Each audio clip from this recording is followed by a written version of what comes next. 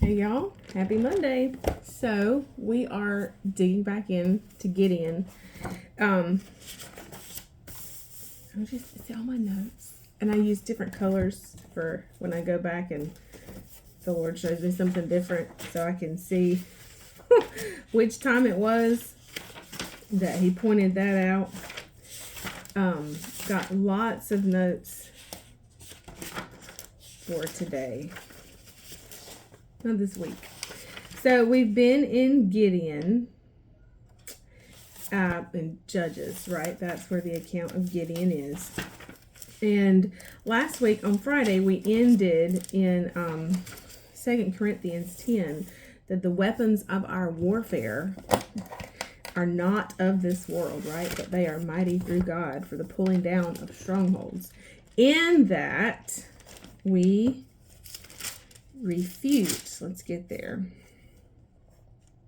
Inasmuch, or in that, we refute arguments, theories, reasonings, and every proud and lofty thing that sets itself up against the knowledge of God, and we lead every thought captive and purpose away into the obedience of Christ the Messiah. So I want to dig into that a little bit. And of course, as I was going back and reading again and just, meditating on the word, the Holy Spirit always shows more. So the way in which we fight, and we read in Genesis, right, about Eve and the serpent, and pulling down these strongholds. We refute arguments, theories, and reasonings, and every proud and lofty thing that sets itself up against.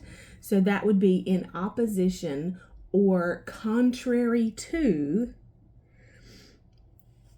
the true knowledge of God. And we take every thought captive, put it under submission or obedience of Christ.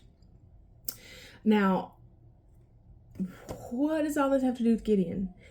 Time and time again, as we go through these, people, when we're looking at identity and who we are, that's really what Satan has attacked here. And Gideon says, right, all the reasons why I can't go. Moses, who's actually next, he says, all the reasons why I can't speak to Pharaoh. Elijah, I'm the only prophet of God left. And so in Genesis, that's what Satan attacked. It doesn't matter who you are, it's who God is,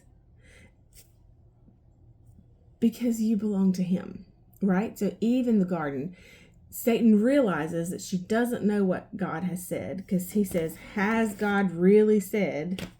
And then she doesn't get exactly what God said. And so the serpent, who is crafty and evil and subtle, I had all of the definitions of crafty out here. He's clever, crafty, subtle, indirect, disguised. He then says, you won't die if you touch the fruit, or if you eat the fruit. You will be like God, and you will know. But the truth of the matter is that she was already like God. Genesis tells us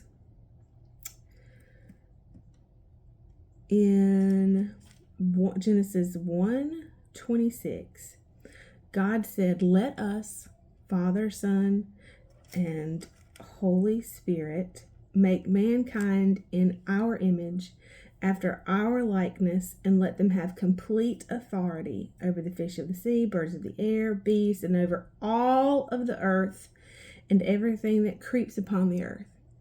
And 1:27 says, so God created man in his own image. In the image and likeness of God, he created him.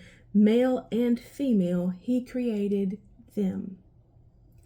So Satan's attack of Eve's image or identity, that she was not like God, was a suggestion or an argument or a reasoning, a seed that Satan had planted that went against or was contrary and set itself up against the true knowledge of God. And we're going to look at this in the life of Gideon tomorrow. I will see you then. Bye, y'all.